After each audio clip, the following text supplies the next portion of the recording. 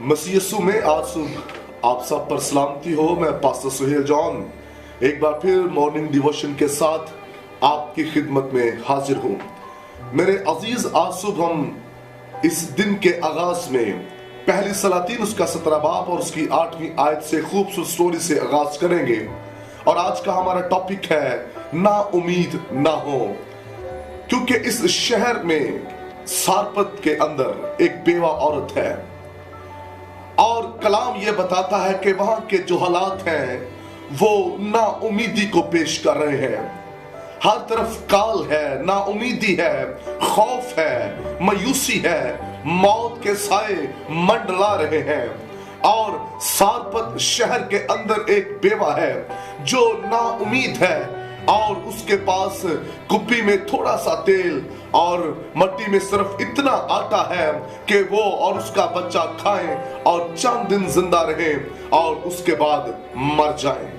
याद रखिए, हम हालातों को देखकर ना उम्मीद हो जाते हैं, लेकिन जो खुदा पर अपनी निगाहें रखते हैं वो कभी भी ना उम्मीद नहीं होते। ये औरत ना उम्मीद है और इस खाने के बाद सिर्फ उसको मौत नजर आ रही है। लेकिन याद रखिए, हम ना उम्मीद हो सकते हैं, लेकिन जिससे हम मोहब्बत करते हैं वो ना उम्मीदी में से भी उम्मीद को पैदा करने की कुदरत रखता है। जब ये औरत ना उम्मीदी के अंदर जिंदगी गुजार रही है, ऐसे में खुदावन ने एलिया को इसके पास भेज दिया ताकि इसकी ना उम्मीदी उम्मीद के अंदर तब्दील हो जाए। और ये एलिया को भी अपनी ना उम्मीदी शेयरिंग करने लगी और कहने लगी, सिर्फ इतना कुछ है, खाएं और मर जाएं। एलिया ने कहा, जो कुछ तेरे पास है तू उसे मेरे पास ले आ। तेरी ना उम्मीदी को मैं जिंदा उम्मीद में बदलने के लिए यहाँ मौजूद हूँ।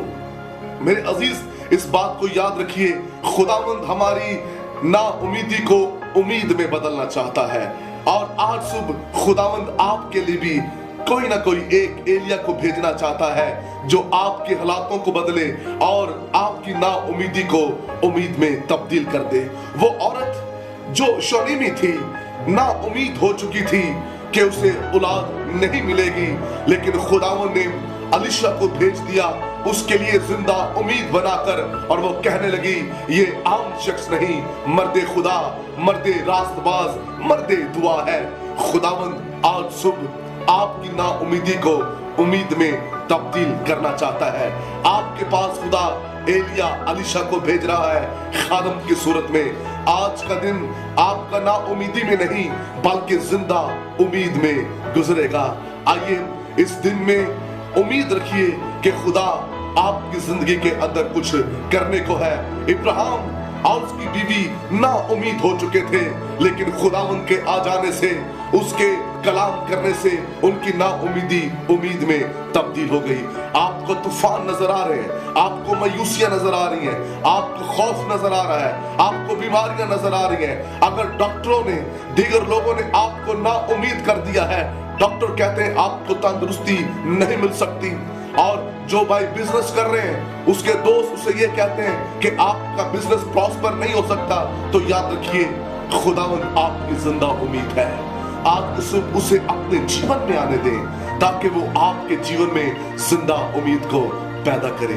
खुदावन आपको बरकत दे। मैं आपके लिए दुआ करना चाहता हूँ। बुजुर्ग आसमानी बाप, आज सुबह कलाम सुनने वालों पर तेरी खास बरकत चाहता हूँ और इनकी ना उम्मीदी उम्मीद में तब्दील हो जाए, क्योंकि तू हले मुश्किलात है।